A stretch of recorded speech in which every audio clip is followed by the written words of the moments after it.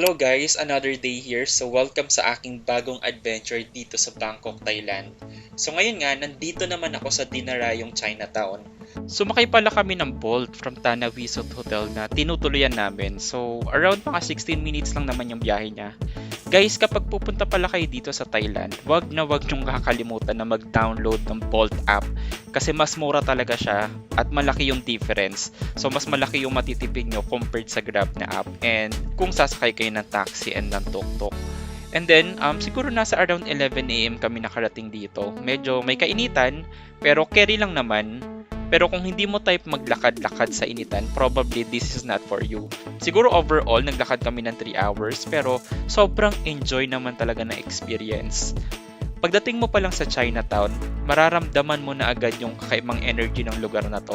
Actually, yung mga kalsada dito ay punong-puno ng mga tindahan na nagbebenta ng iba't ibang products mula sa mga pagkain, mga herbal medicines, mga souvenirs, alahas at iba pa na usual mo talaga na makita sa mga Chinatown. And for sure, bawat sulok dito ay may kanya-kanyang kwento at makita mo yung impluensya ng Chinese culture habang naglalakad ka. Alam naman natin saan man sulok ng mundo, halos makakakita ka talaga ng Chinatown. At isa sa mga reasons kung bakit dinarayo yung Chinatown ay dahil sa kanilang street food. So dito, matitikman mo yung authentic na Chinese cuisine. So syempre, since nasa Thailand ako, may mga Thai twist din na matitikman mo. At hindi rin kompleto ang pagbisita mo rito sa Chinatown kung hindi tayo dadalaw sa mga temples dito. So bukod sa kanilang architectural beauty, ito ay bahagi ng kanilang culture at ng kanilang paniniwala.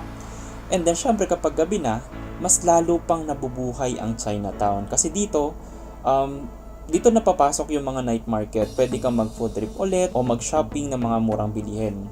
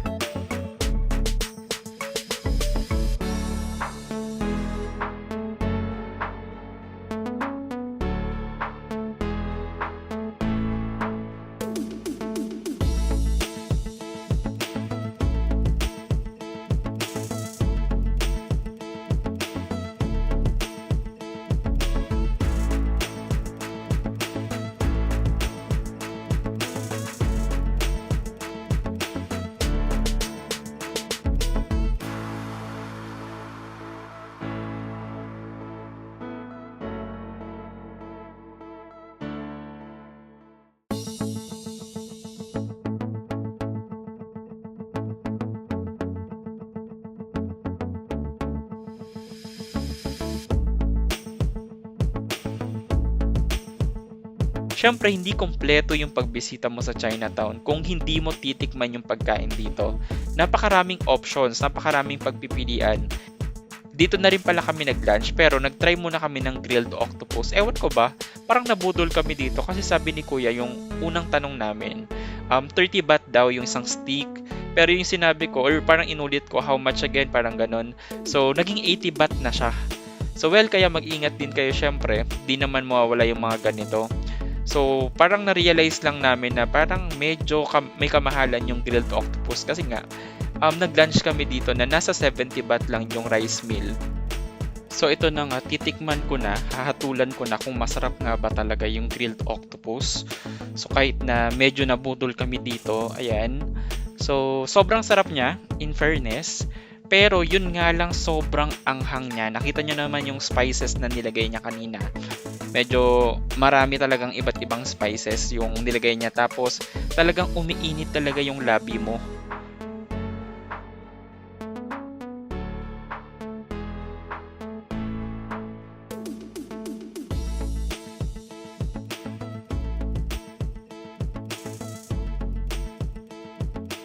So ayun nga, sobrang anghang talaga. So hindi na kinaya, umusok talaga yung bibig ko, sobrang anghang. So nakita nyo talagang medyo nag-i-struggle na talaga yung bibig ko dyan. So naghanap muna kami ng drinks. And finally nakita na nga kami ng pwedeng mabilhan ng maiinom dito sa may Cod Cow Cafe. Ito siya, sobrang anghang, ang daming spices. So siguro mga alas 12 or 12:30 na to. Ito na yung pinaka-breakfast namin kasi hindi naman na kami nag-breakfast galing sa hotel kanina. And syempre, nag-stay muna kami ng konti dito sa may coffee shop. And after that, naglakad-lakad muna ulit kami and naghanap kami ng makakainan ulit para syempre matry naman namin yung mga authentic food dito sa may Thailand. So, hindi na rin kami masyadong kumain ng marami. Konti lang, light meal lang talaga, as in I think 1 cup of rice lang talaga to. And then kasi sa gabi plano namin pumunta rin ng night market para doon naman mag-dinner.